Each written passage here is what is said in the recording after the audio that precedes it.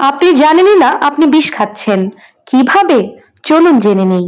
পুরি সিঙ্গারা খাওয়ার আগে একটু ভাবুন।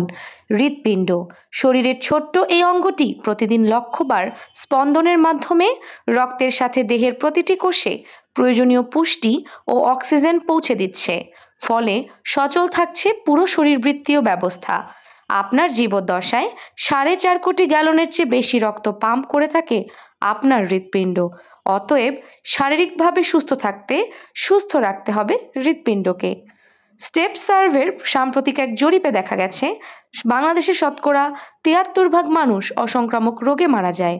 শতকরা 36 ভাগ মৃত্যুর কারণে হৃদরোগ। অধিকাংশ মানুষ শরীরে জমা চর্বি নিয়ে যতটা সচেতন, হার্টের চারপাশে ও ধমনীতে জমা হওয়া চর্বি নিয়ে ততটা সচেতন নন। আর এ ধরনের চর্বির মূল উৎস ট্রান্সফ্যাট নিয়ে বলা চলে একেবারে সচেতন নন কেউ। ট্রান্স ফ্যাটি অ্যাসিড, সংক্ষেপে ট্রান্সফ্যাট, এটি হলো এক ধরনের ডায়েটারি ফ্যাট বা চর্বি যা রক্তের ক্ষতিকর কোলেস্টেরল বৃদ্ধি করে এবং ভালো কোলেস্টেরলের মাত্রা কমায়। ট্রান্স ফ্যাট সাধারণত উন্নত হয় শিল্প প্রক্রিয়ার মাধ্যমে উদ্ভিজ্জ তেল তৈরির সময়, যখন তাতে হাইড্রোজেন যুক্ত হয়। স্বাভাবিক তেলে থাকা ট্রান্স ফ্যাট খুব বেশি ক্ষতিকর না হলেও একই তেল যখন বারবার পোড়ানো হয় তখন সেই তেলে যোগ হয় প্রচুর ট্রান্স ফ্যাট।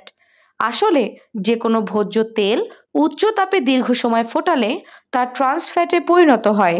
হোটেল রেস্টুরেন্টে যে তেলে ভাজা পুরি, সিঙ্গারা, জিলাপি তৈরি হয়, সেই পোড়া তেল না ফেলে নতুন তেল সংযোগ করে তারপর কাজ চালানো হয়।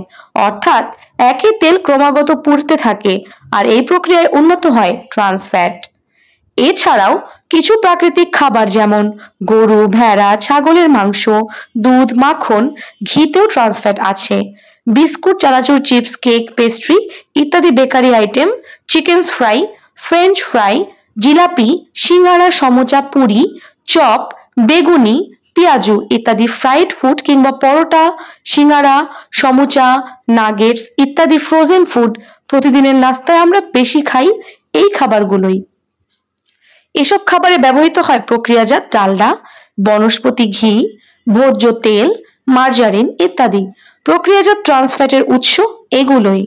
বাংলাদেশে যত মানুষ হৃদরোগে আক্রান্ত হন তার বেশিরভাগের জন্যই দায়ী ট্রান্স ফ্যাট। বাংলাদেশের মানুষের মধ্যে ভাজা পোড়া বিস্কুট, চানাচুর, চিপস বা এ ধরনের অসংখ্য অস্বাস্থ্যকর খাবার খাওয়ার প্রবণতা রয়েছে। এটাই ট্রান্স ফ্যাট জনিত হৃদরোগের কারণ।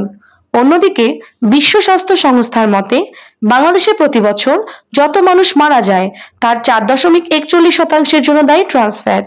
অনেকে জানেনই না যে তিনি খাবারের সাথে ট্রান্স ফ্যাট নামক বিষ খাচ্ছেন, আর এই ফাঁকে নিরীহ দর্শন ভাজা পোড়া খাবার হয়ে উঠছে প্রাণঘাতী। আগে ভাবা হতো প্রবীণ বা বয়স্করাই বুঝি হৃদরোগের শিকার, ফলে মানুষের মধ্যে খাদ্য সচেতনতা আসতো বার্ধক্যে ঠেকলে। কিন্তু এখন প্রতি 5 জন তরুণের একজন হৃদরোগে আক্রান্ত। এর মূলে আছে ট্রান্স ফ্যাট। এখন শিশু কিশোরেরাও যে বর্তমানে হার্টের সমস্যা, ডায়াবেটিস, স্থূলতায় আক্রান্ত হচ্ছে, এর পেছনেও রয়েছে ট্রান্স ফ্যাট। ট্রান্স ফ্যাটের স্বাস্থ্য ঝুঁকির তালিকায় রয়েছে উচ্চ রক্তচাপ ও করোনারি হৃদরোগ, এবং সাথে আছে স্ট্রোক, ফ্যাটি লিভার, স্থূলতা, টাইপ 2 ডায়াবেটিস, ডিমেনশিয়া, এমনকি অ্যালঝেইমারের মতো ঝুঁকিপূর্ণ রোগ। ট্রান্স ফ্যাট সমৃদ্ধ যেসব খাবারের কথা একটু আগে বলা হলো সেগুলো আমরা বেশি খাই বাসার বাইরে, বিশেষত স্ট্রিট ফুড এখন বেশি জনপ্রিয়। আসলে হার্টের সুস্থতা অর্জন এবং বজায় রাখার বিষয়। একবার অসুস্থ হয়ে গেলে যা গাদা গাদা ওষুধ বা সাপ্লিমেন্ট দিয়ে নিশ্চিত করা যায় না।